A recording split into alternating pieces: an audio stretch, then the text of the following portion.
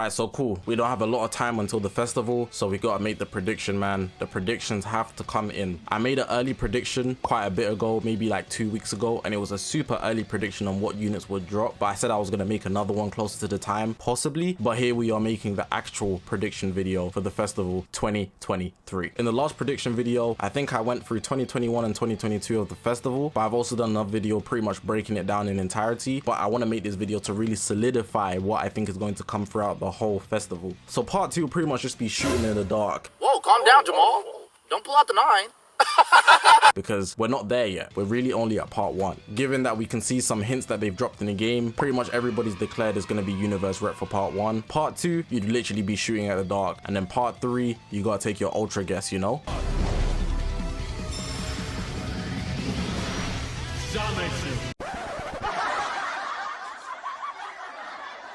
Well, I'm out, man. But the good thing about the ultra guess is it could literally just be anybody. You just need to pick somebody that will be super hype. It's not hard to do. So cool, let's get into this part 1 prediction. Not wasting no time. This is serious. For my prediction, I do have to tell you the format though, but I'm not going to waste a lot of time with this because I already explained it in my previous video. What I'm assuming they're going to do, they're going to follow their anniversary format because that's what they did last year. Last year, they dropped 2 LFs and an ultra in the anniversary. Then they followed that exact format in the festival. This anniversary, they dropped 1 LF in part 1, 2 LFs in part 2, so that's already 3 banners, and then in part 3 there was an ultra, so we got 4 banners in the festival. So we got 4 banners in the anniversary, and I'm assuming they're gonna follow a similar format for that in the festival right now. The only thing I'm not sure about is if they're gonna start with 2 banners for the part 1, or they're gonna keep it the same way with the 2 banners in part 2, but I think they'd pretty much do the same thing, so I'm just gonna follow through with that. So part 1, universe rep based. I pretty much only got 3 options that I really think would be hype enough to start off the festival in 2023, and they have to involve a Goku in some way, shape or form. They could drop a transforming MUI Goku. I'm just putting that out there. It's not what I think is actually going to drop, but I'm just putting it out there. We did get a rev sign this year, so I don't see that as far of a stretch. The other 2, I think it would just be a tag unit similar to what we got in the anniversary or last year. Everybody knows the main one I'm going to mention, Super Saiyan Blue Kaioken Goku and SSBE Vegeta as a tag unit. Everybody's pretty much looking forward to that. I'm not going to say everybody wants it, and I'm not going to say everybody's going to summon them for it, but it's pretty much in the air that that's going to be the part 1 unit without a doubt. But I could also see a Goku and a hit. I feel like as long as the part 1 unit involves a Goku, it's fine.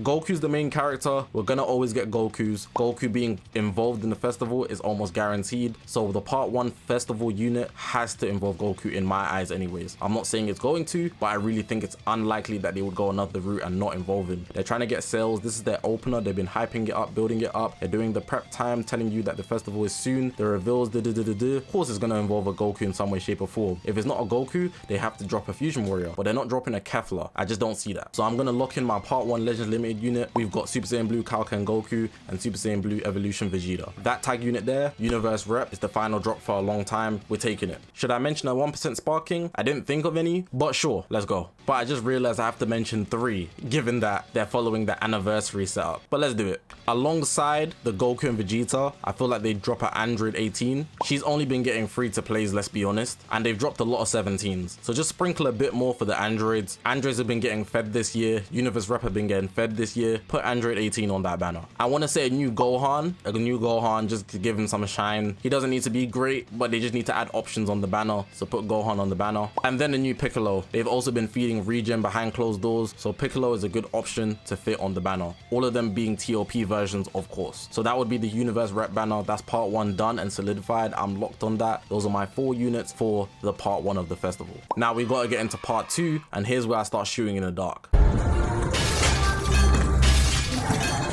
I'm not seeing a need to change my previous prediction, but I feel like they'd go into Z. I feel like the perfect unit they could drop for the part 2 of the festival would be a Goku and Vegeta. So in part 1, they've got Goku and Vegeta as a tag unit working together, but in part 2, they go into Z, the Saiyan saga, where they have Goku and Vegeta fighting against each other. This would be 2 separate banners, and you'd pick your side on which one you want to summon on. This could also allow them to make some nice events regarding Goku and Vegeta, which would also bring a lot of people to play Dragon Ball Legends, given that it's the main character and the deuteragonist. I see great potential in this, and they only need to drop 1% sparkings on each side. So with part 1, we already have 3 sparkings that are just regular, but in part 2, there'd be 2 LF banners, and each LF banner would have just a regular character on the side. This could be a good opportunity to open the doors to a sparking Yajirobe. I don't have any basis to say that, but I think a lot of people would just like him. People already use the EX religiously, like seriously, they really like the EX. So having that as a sparking, let's go, man.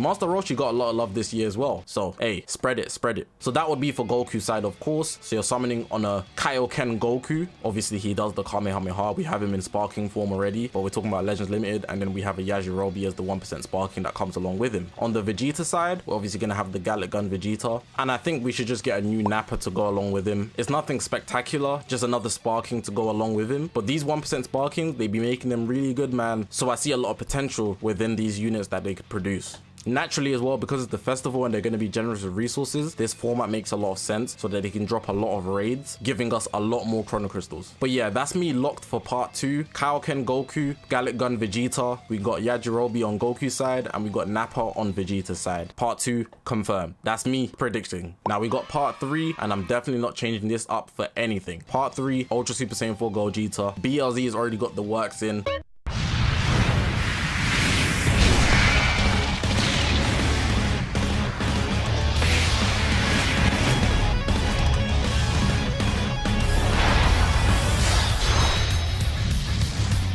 This is where the fight ends! Size 100!